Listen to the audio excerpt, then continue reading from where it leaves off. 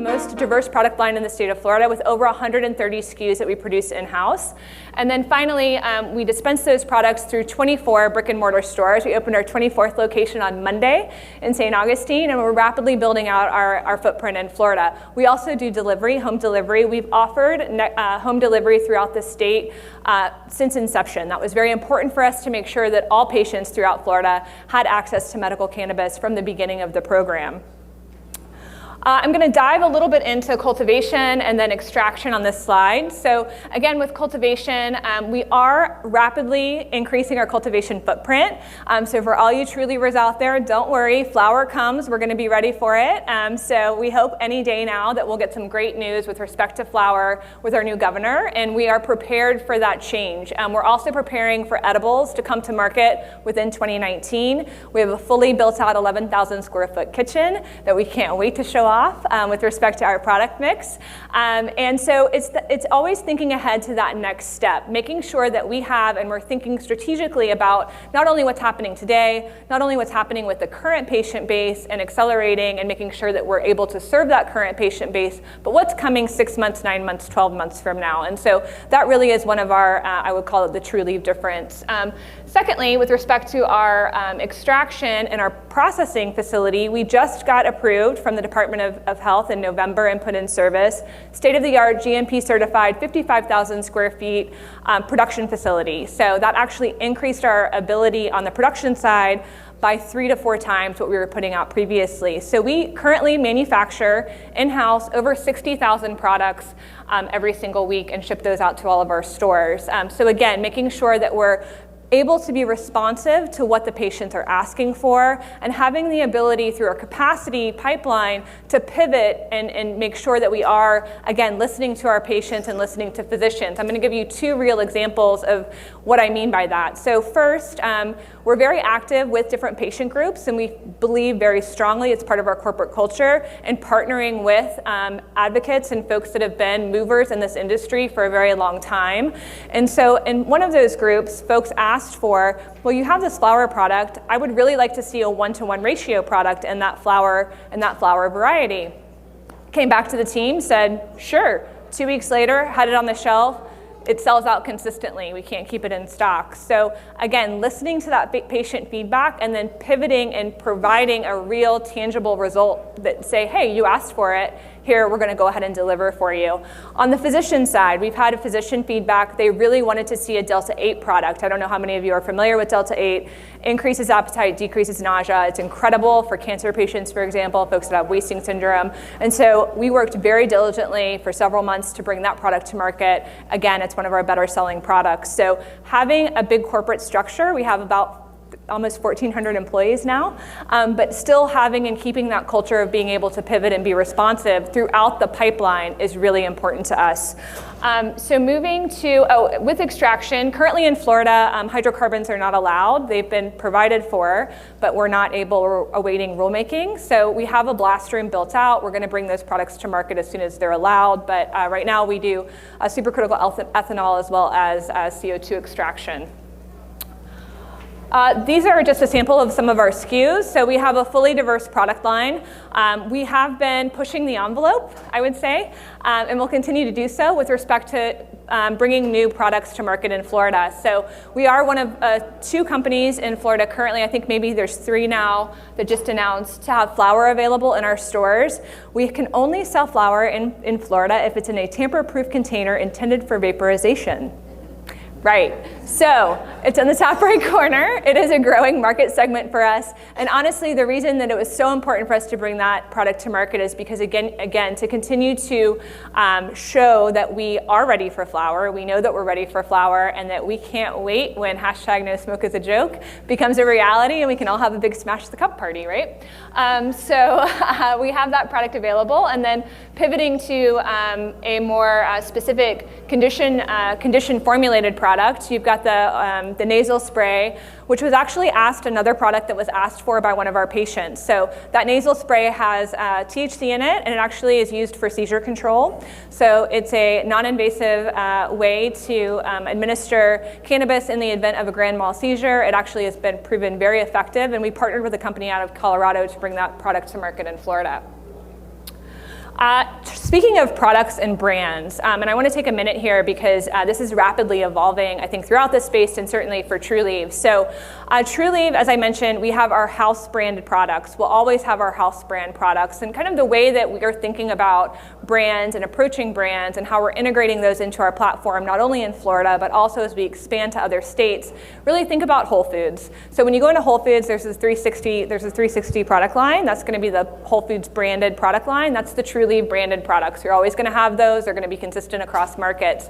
Then there's going to be a suite of products that we bring with us across other markets as well. So you go into a Trulieve in Florida, you go into a Trulieve in Massachusetts, you go into a Trulieve in California. There's going to be a number of brands that you expect to see. In addition to that, though, we think it's very important to be, again, connected to that local community. And so we will be very, very specifically seeking out local brands and local influencers from those communities and giving them a shot to be on our shelves, to make a difference in their bottom line, as a payback for all of the work that they've been doing in their local communities and as part of that movement. We just announced a partnership similar to that with Sunshine Cannabis that we're super excited about in the state of Florida as a prime example. We'll see how it goes. We'll see how the patient response is. We'll see if that's a product that may make sense to take, again, into a multi-state platform. So we're really excited about that construct and using that vehicle as a way to give back to those communities and to those folks who have really a Sunshine True Pod. Let's move to our distribution network. So we do have the largest distribution network in Florida with over 54,000 square feet currently again in play. We are the first mover in a lot of these markets, and so we are the face of medical cannabis to a lot of these communities and to a lot of these patients, and we take that responsibility very seriously in terms of how we present ourselves to the outside world. And so in each one of our stores, they're branded Trulieve stores. My expectation as a CEO is for you to feel a very calm and welcoming environment when you come in. We do extensive training of all of our employees to make sure that they're familiar with the patients. You'll hear feedback from patients, possibly even here, that they have their favorite dispensary, they have their favorite patient educator that they interact with. And again, as part of Trulieve culture, there's a mantra, and it's just say yes. Just say yes. And we've empowered our employees to just say yes. So we encourage folks to have conversations about what product may or may not work for a particular patient, particular condition, to make sure that if that patient is unsatisfied for any reason with any of our products, they feel comfortable bringing it back. We take it back, no questions asked. Even with that, we have less than a 2% return rate. That's really important to note. The reason for that are twofold. One, our people, and two, our products. So I'm very proud of that statistic. So we are the first cannabis dispensary in 18 of 24 municipalities. We also have an efficient network that allows home delivery, which we talked about. And we have over 2,400 patients that are seen in our stores every single day. So we do have next day delivery. So in Florida, we're not allowed to outsource delivery. And not only that, we get to have the pleasure of having 2 employees in a car at all times, which is great. So we have 65 cars on the road at any given day. So for all of you investors out there, when you see my insurance line, I have 65 cars on the road at any given day. Just keep that in mind, please. So we also run a call center, and this again goes to our core brand of meeting patients where they are. So our average age demographic in Florida is 50 years old, and it's about 50-50 women to men. And so a lot of those older patients, they may not be as comfortable opening a laptop as they are picking up the phone. In fact, we have many patients who prefer to place their orders over the telephone, and they prefer to talk to a specific customer call center representative. We have one grandmother that calls at 11 a.m. on Monday to talk to Joey, like every Monday, and that's her social outlet, and she and Joey have a very sweet relationship, and that's how it goes. So we need to make sure, again, as a company, that we're cognizant of what our demographics are and that we're meeting those patient needs as they arise. We do expect e-commerce to grow. Right now it's about 8% or so of our business, and the reason for that, we think, is that folks want to be connected to something right now. It's early in this movement, especially in Florida. They like to come into the store. They like to see what's new. They like to have that conversation. They want to interact. But I think as this program evolves, we'll see folks that just want to place a delivery order, and we'll start to see that pendulum swing a bit, that's why it's been so important for us to have both platforms built out so that we have that ability to pivot. So again, we have a large patient base. Our patients are also very repetitive buyers. So they visit our stores approximately 1.83 times per month. We love to give them reasons to come in, whether it's an event, a Trulievers Connect event, whether it's we have a new product coming out, whether it's we've done a text alert and we're maybe doing a flash sale, whatever it may be. We like to see our patients on a regular basis, and I think thankfully for us the feeling is mutual, and so we do see them quite a bit, which again solidifies that brand identity. We do also have a network of patient educators that are also required to not only visit physicians, but also participate in the community, give back, make sure that they're educating and involved in organizations, and they're attending events to make sure that we're talking about who we are and what we can do to help folks. And then we also have our Truliever loyalty program. So again, you're not just a patient, you're a Truliever. We run special contests for Trulievers. I don't know, there was some egg thing on Instagram that I had to be educated on. I don't know how many millennials we have in the audience, but that was a big deal. We gave away 25 grand prizes for that. So we do a lot of interesting and kind of neat specials and contests for our Trulievers. We had over 670,000 face-to-face contacts in 2018. So that's a lot of people. Yeah, okay, so we have over 66,000 followers and we're really engaged with our patient community. So it very much is a two-way relationship, and that's very important to us. We have over 10,000 followers on Instagram, 4,000 on Twitter. This picture is the first sale of medical cannabis in Florida. So it's kind of an iconic picture for us. And what's interesting in the backstory on this picture is that we actually didn't have any patients in Tallahassee when we opened our first store because there were no doctors. So this gentleman lives in Pasco County. We had to medically transport him to Tallahassee. He was such a trooper for him to have the privilege of being the first patient in Florida. I mean, so we have really been on the ground floor and building this market. And I think that sometimes that's forgotten, that now we have this great, wonderful, robust marketplace in Florida, but many of the other states are going to go through similar growing pains. And so I just think it's always kind of a reminder of what a wonderful occasion that was, but then how much work really had to go into building the program in Florida along with building the company.